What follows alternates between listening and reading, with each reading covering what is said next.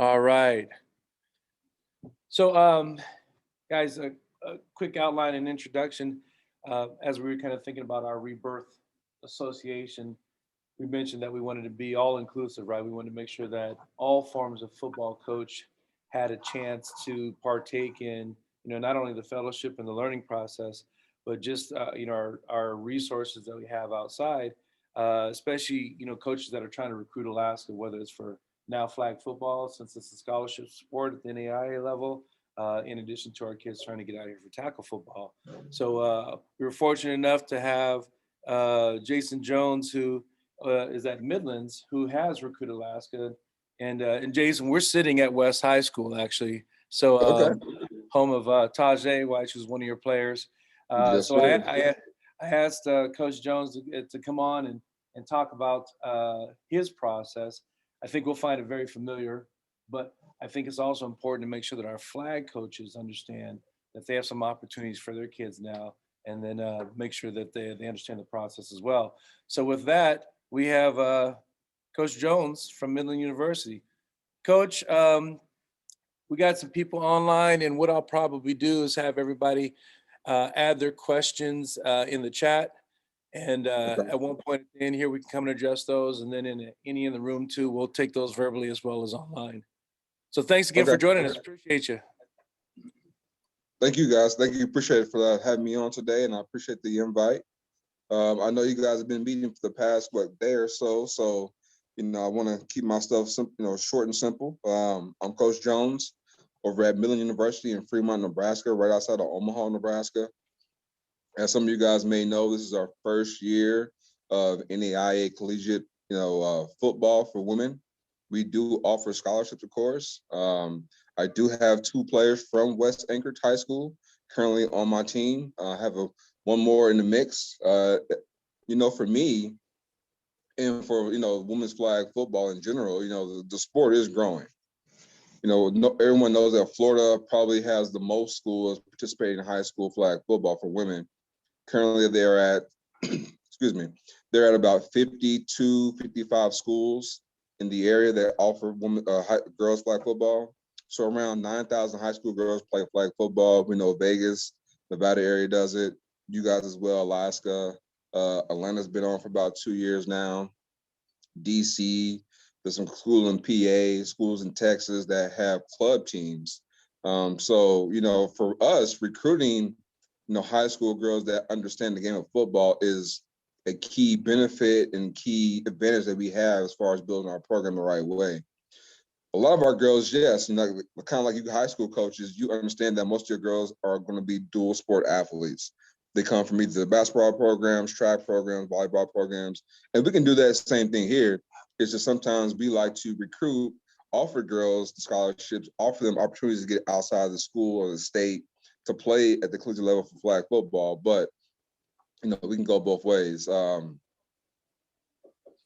a lot of high school coaches there. Myself, I actually do coach high school boys.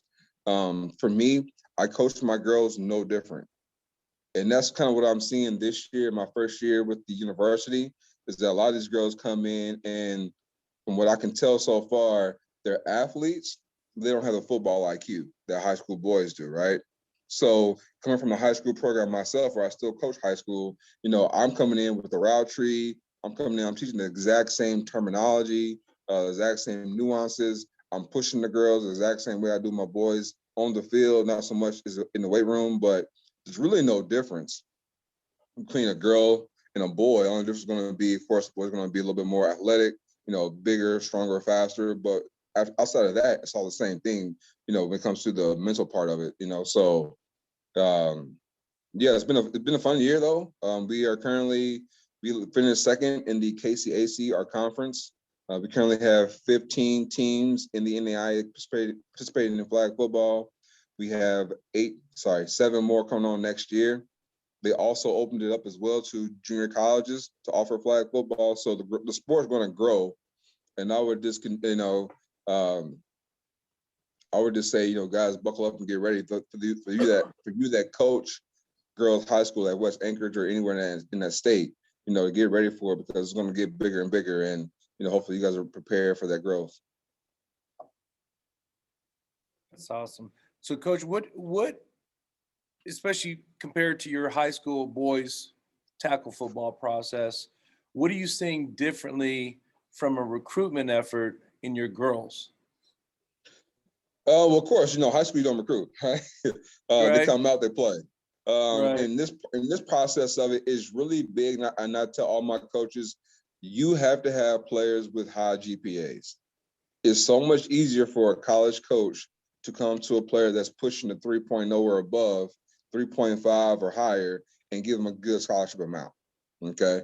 Those girls that are, slipping on that GPA and come in that with 2.5 or 2.7, you can still offer them, but you're not gonna get as many offers because you have to push it through, you have to push that through the back end of the school to get that acceptance going. So GPA is always going to be a high one. Of course, athletic is just athletic. Like I said, from what I've seen so far, I don't care if they're from Florida, Vegas, Alaska, or whatnot, just the small fundamentals aren't there yet as far as what a coach like myself is looking for. Now, yes, I'm going to take a raw talent girl and I'm a coach of myself, regardless. Like, just like I would in high school or anywhere else. I'm going to bring a player in that has athleticism. I'm going to teach them my program, my scheme. We're going to coach them up and get them to a different level. But, it's just the IQ of it's not there yet. gotcha. And do like collegiate boys tackle football? I know, especially in the NCAA, depending on the level, they may have roster limits or scholarship ceilings, that kind of thing. Mm-hmm. What's the structure for girls flag? Really, I should say there's no structure to it. We don't have a cap on the number of scholarships that we can offer. Okay. At some point, every program is going to be a little different. I know me, I don't want to push the threshold more than 24 on my roster at a time because you're going to have girls in for 3-4 years at a time. But there's no threshold on scholarships. I can have literally 50 girls on my team if I wanted to. For us, we're in the process right now of looking at offering and trying to integrate a JV program. So we'll have a varsity, squad, a JV squad to be more of our developmental squad to add to the program. So we might be able to push the threshold a little bit higher to that, 30, 32 range to have a varsity, travel team, then have a JV team. But there's no threshold as far as numbers of scholarships. So we want players, and students. And I think when we were talking before, you say you're still capturing some 21 kids, right? Oh yeah. Oh yeah. So we have a lot. For me, our season just got over. So, well, not over. We have a tournament next week for our NAI tournament. But for me, like, we don't stop recruiting. So, excuse me. I just had, excuse me. I just had 2 recruits in town yesterday. I'm talking to 5 other girls right now in the process of getting everything in and being recruited right now. So, most girls, and I know everyone has different seasons. Florida and Vegas, well, Vegas didn't have a season this year, but Florida just got done with their high school season. So for us to recruit, we have to recruit in that, end of May, mid-May to June, July area to really get all of our full rosters in. Interesting. So, Sorry, I think we'll recruit all year long, right? I've been recruiting since June of last year. So I always am recruiting. If I get a player or coach that sends me info on a player with a high GPA and good athlete, they're coachable, I'm going to recruit them. hey, that's a good segue, Coach. So, for our coaches, and we have a number of coaches that'll hear the recording later as we post this to the website, and they may have, kids on their roster or kids that they want to get out there. What should they do for the process of getting their particular player on your radar, whether they're an underclassman or a soon to be graduating kid? What's the best process for them going forward? The easiest process for me, I'm just speaking for me personally, we do shoot me an email. You go to you go to my school website, you'll have my information on there. Shoot me an email. There's also a questionnaire on the homepage of our website that says I want to play flag football. Have a coach or player fill that questionnaire out. It comes straight to my email as well. Or I'm on Twitter. In Midland Flag Football, we're on Twitter as well. So if you shoot me a DM, the email, I'll get it, I'll look at it, and then I kind of reach out to you and go from there. My process is a little bit longer in the college level. I typically get an email from a coach or a player.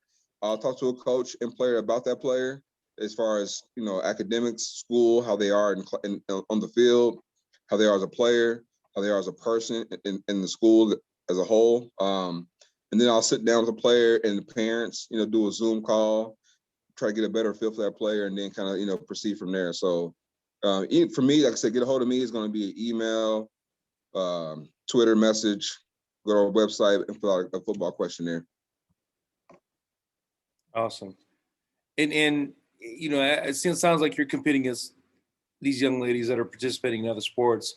What can our high school coaches do to best prepare those kids to be recruitable by you? I mean, you mentioned academics clearly, and if they're if they're athletes, they always get found. But what about that kid that's middling who may not have a clear idea of what they want to do, but has some potential and upside? If they have potential and upside, the first thing you want to do, like you said, was kind of get them on someone's radar, right? Myself or a different coach, get them on the radar. Typically, a coach will reach out to me and say, "Hey, I have this kid that's a junior, sophomore, has some skill, but not quite there. What can I do to help her out to get to the next level?" For me, I'm going to shoot you straight. I'm going to tell you what I look for, footwork or fundamentals or just be more aggressive. Biggest thing I look for in a girl, like I said, is just being consistent. I don't need someone that can run a 4.2. I don't need someone that's 5'11". I just need a girl that can be consistent on the field and off the field and be, have this be a routine. So it's a lot of things that we can do, but I would say, the best way and yeah, just be, really just work with the girls. I think that's probably my biggest thing right now that I've seen is a lot of these girls, like I said, coming in, they're athletes, but they don't have football IQ. We sit down twice a week, even my players now, we sit down twice a week and go over classroom time where we're going over, schemes, routes, adjustments, why we do what we do, right? If you ever run a too high, in a cover two, why we run certain routes. If they run a cover one, why we run certain routes. Adjustments, this like I said, it's the back end things that help players become better players. It's not always who's the best athlete. It's going to be who's the smartest athlete. Mm-hmm. Yeah, I'm very familiar with all the tackle stuff. Yeah. Hey, one of the things we did yesterday, we actually had a round table with a handful of our Alaskan players that are currently playing Division I ball. And these are dudes that, either played here and left out and had a chance to jump right into some high level, conferences and athletics, or somehow meandered and ended up there, right? Got found, so to say. Right. One of the things that a couple of the dudes mentioned was, camps and clinics, right? So some of these guys got out, they got into rivals camps or they got into, different programs. We now have, a 7-on-7 league up here that's sponsored by a group out of the Washington area. Do those things exist for girls flag football? They do. And I think every state or city or region does it so much differently, right? Just for example, the state of Florida, they have a club team, they have a high school team, and then they have AAU teams. So Florida girls are playing all year round flag football. They have tournaments every weekend somewhere in Florida, right? So I get a ton of emails from Florida coaches like, "Hey, coach, we have a tournament this weekend down at, Tampa or down in Orlando." So yes, they do. I know there's a big one. A guy that I connect with a lot is Dion Lee out in Vegas. He has an association called GFA, Girls Football Association. He does a lot of camps and clinics out there in the West Coast. But yeah, there's a ton of them. It's just trying to find the right people that want to grow the sport to have it offered in more areas. Gotcha. Do you, as a college coach, host camps as well? Do you do, kind of the university days and have your camps and clinics yourself in the name of recruitings? Yeah, so we did not this year because of the whole COVID situation. Right. We plan on it this year. I think the hardest part for us to figure out is, okay, well, if we host a camp, which I want to do this summer, getting girls from Alaska to fly in, getting girls from Vegas to fly in, getting girls from Florida or Georgia to fly in. You're getting a lot of people that have to travel, and we're trying to keep travel costs down, right? But yes, we do offer camps. We will this summer. I will definitely, get a hold of, you as well when it comes. But we'll offer a free camp over the summertime, probably sometime in, early June, mid-June, where we'll come in and we'll host a bunch of students and kids and players that want to be at the next level, do a free camp on as far as, what we do right here at the school, run through a 2-day process, kind of like a showcase, really, 40 times, we want to do, I'm not so big on verts, be a lot of route running, a lot of one-on-one DB work, stuff like quarterback. It's always good to have a good quarterback, right? So quarterback drills and a little bit of 7-on-7, just kind of see the girls play, in a real situation. So, but yeah, we'll have camps this year and going forward. So that's the plan. Good. One thing this body's been discussing and that we're probably committed to doing is an all Alaska combine. And, laser timed, true height weight measurements, links to huddle and GPA, SAT scores, et cetera. And we would post that to a website. What would be of value for you as a flag coach if we gathered that type of information for the young ladies? So, I mean, clearly you probably are disinterested in how many times they could rep, 185 or what have you, but there might be some other measurables or skill sets that you may want to see. What would be good for us to capture in that regard? I think, of course, a 40 time is always good. You kind of want to see how good a fast the girl is. If you can videotape girls running a route tree, for me, it works great because you can see how they are fluid in and out of their breaks, how they can catch the ball. I do kind of like, not like I said, not so much the vert. I don't mind the 3-cone or lateral shuttle. Yep, the three cone shuttle. Yep. Because you want to see in and out of breaks and cuts, quickness, stuff like that. So I mean, the basic combine stuff works, minus the vert, minus the bench press.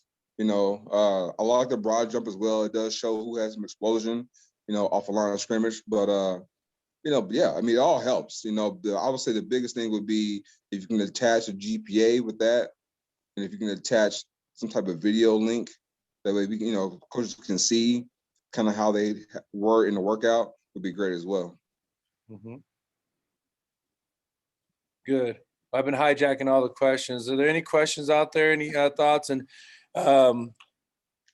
like I said, I'm trying to look on here to see if we have any of our flag coaches on. They may end up watching it later. But if you have any questions, fellas, please put them in the chat room, or if we have any in the room, offer any thoughts there. Coach G. I'm just curious, talking about that, a lot of the girls that come to you lacking in a football IQ. How many girls do you get that haven't played flag football before, that are athletes that are from another sport that path didn't pan out for them and are looking for a different opportunity, a different way to college? A lot. Yeah. I currently have 4 girls in my squad that one played college basketball, got burnt out. One played college volleyball, got burnt out. And then 2 came from high school from softball and track backgrounds. So it happens quite a bit. Like I said, majority of our girls, yes, they play high school flag football, but not all of them. And sometimes they go for a sport to college and it just doesn't work out for them, right? They don't like to play the sport. They're not starting. They're not being productive, and they want to switch over to a different sport. It does happen. So, one thing about football is, especially girls flag football, is a faster pace. It is almost set for everyone in some aspects. We have some bigger girls, right? We have some girls from Vegas. Vegas has some different rules in Vegas as far as blocking. So we have some girls that are, pushing 5'10", 5'11", probably 180, 190, that can move a little bit and block. So, it does happen quite a bit that girls come in that don't have a football background, but that's what coaches do, right? Coaches coach, and coaches are, our job is to get players prepared for what we want to do. So if I get a girl that has no football background, I'm fine with that, because I'll coach her the right way and find out what she can do good. Great. And Coach, if you notice in the chat, you got a couple questions as well. Okay, let me take a look here. I do apologize. I don't have my contacts in today, so I'll do my best here. And I can read them if you like. Yeah, if you don't mind, it'd be great. I'm on my phone. Not a problem. The first one, how can boys coaches best help a girls program? I would say the number one thing you can do for me, and I say I'm speaking on myself here. The best thing you can do from a girl standpoint is to coach them and teach them the same way you would a boy. Good. And the second part of that, how can we better partner in the school or in the building? That's a tough one. That's a different one. I would say a lot of times you're gonna, like I said, I know Florida and Vegas the most right now. They have a ton of girls that play dual sports, basketball, track, volleyball. I would say, those coaches that coach those sports, every school has coaches, meetings and all that stuff. Get with those coaches and see who wants to, play that football and come over from basketball or volleyball or soccer, or track, and come help out for a little bit, see if they like it or not. That would be the biggest way to do it. I mean, what I've seen so far, because I coach women's football as well as far as the semi-pro team. So I coach women's tackle football as well. And what I've seen is a lot of girls or young women that have a soccer background, basketball, track, transition very well to flag football. They have good footwork, they have good eye-hand coordination, and they just have better movement. So they transition very easily over to the flag football world. And I would say, go out to those games, talk to those girls, whether they're, at practice or after practice, and say, hey, do you want to try flag football, for example? I know right now, if you had to tell a girl, okay, well, we can play basketball, you may go Division II, you may go to a smaller school and have more competition, or you can play flag football. And I know me, I guarantee my floor is $21,000 per year scholarship wise, right? So I know I'm offering at least $21,000 per year on a scholarship. So the chances of them playing either two spots, I do have like Tajay, who went to West Anchorage. She runs track here as well. So she runs track and plays flag football. So there's opportunities out there that I think a lot of these girls don't know exist. I still travel to Atlanta, I still travel to Florida, I still travel to Vegas all the time. And you still have a lot of high schools that don't understand that the sport is growing.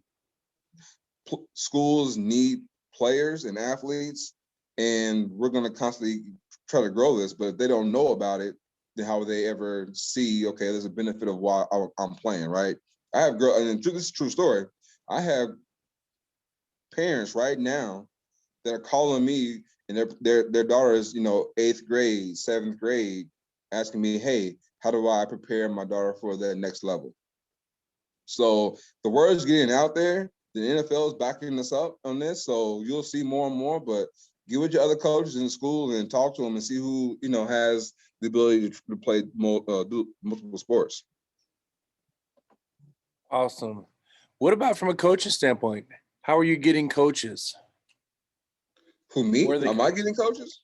Yeah, if a coach wants to get into, especially at a collegiate level, right? Collegiate level? Yeah. How do they get into coaching flag football? I mean, we know how tough it is, especially even in our state. I would, and I to be speaking for myself, getting into high school football coaching, it's hard, can be challenging, right? Yeah. I know at my school, I every coach we accept, all 30 of them, we tend to take them through pretty good rigor, right? So there's a 6 interview process, and any one of those coaches can veto that potential coach. And for us, we protect our culture like it's our lifeblood, right? So if they're not a fit, if they can't lose gracefully with us, we probably don't need them. So getting into high school coaching up here, I know is challenging. For if somebody wants to jump away from boys football, thinking that maybe the cost of entry is a little too challenging, if they want to coach either high school flag, or maybe they have some talent and experience, they want to get into collegiate flag coaching, how do they make that path? Oh, that's a good one. Me personally, I've coached for about 15 years, middle school, high school, some of my pro women's, Pop Warner, Club USA Track. It's all about, like coaches are everywhere else, right? It's all about who you know, who you've coached with before, who you trust. To get to this level, I would say the work part of it is a lot more. Yeah. It's not just going to practice having X's and O's anymore, right? I think I probably spend every day, a minimum of 6 to 8 hours, either talking to recruits, getting film ready, practices, outside school activities. So, scheduling buses, scheduling travel, stuff like that. And then on the road, recruiting. So you got to be ready for the grind, I say. The best way to get around, the best way of doing that would be talk to those coaches. I know right now, you have 20 schools that, coach, or have flag football programs. Reach out to those coaches. Send them a resume. Send them, what film you may have as far as what background you may have as far as coaching. I know for me, I look for two different things really. Number one, have you ever coached women? Right, it's a little bit different nuance. Coaching girls and women, young women, compared to coaching boys.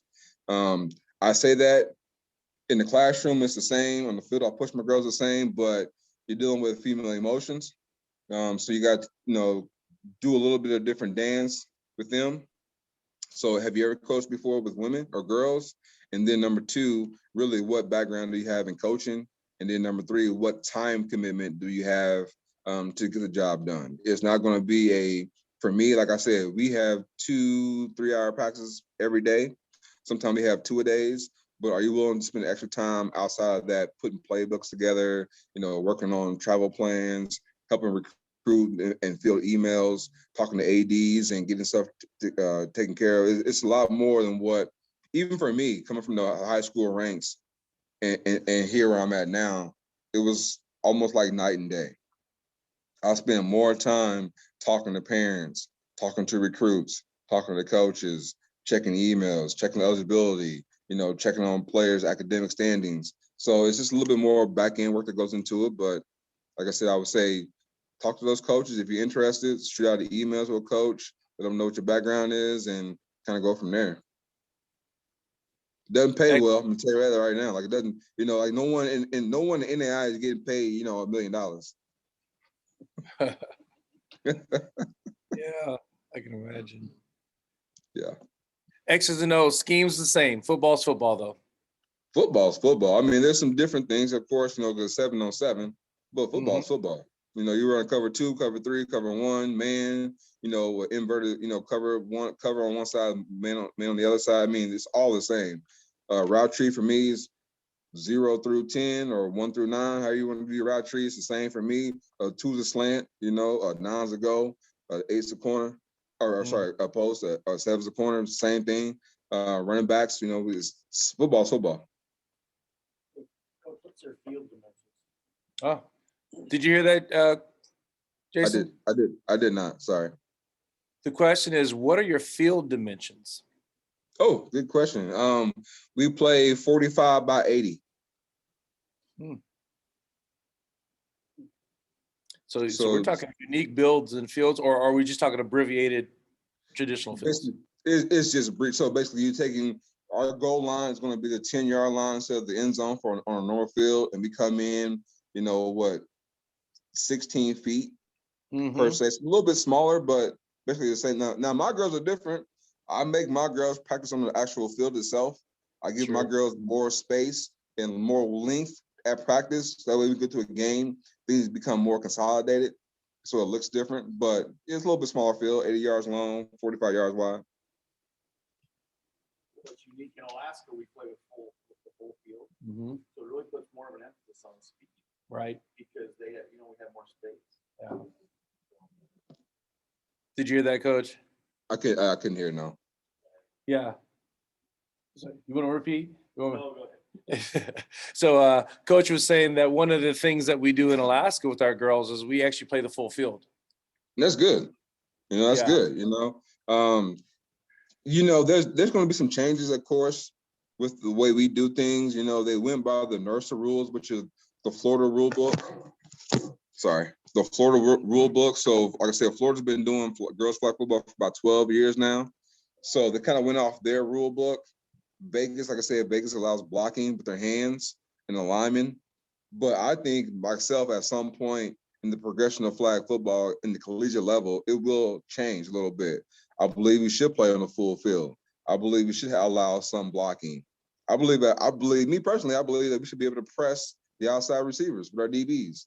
But, you know, hasn't happened yet, but it's first year, right? You live and you learn, you make mistakes, trial and error. We'll figure it out. But I mean, yeah, I love playing 100 yards.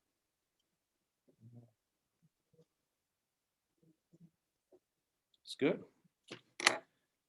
Any other thoughts? Any other questions?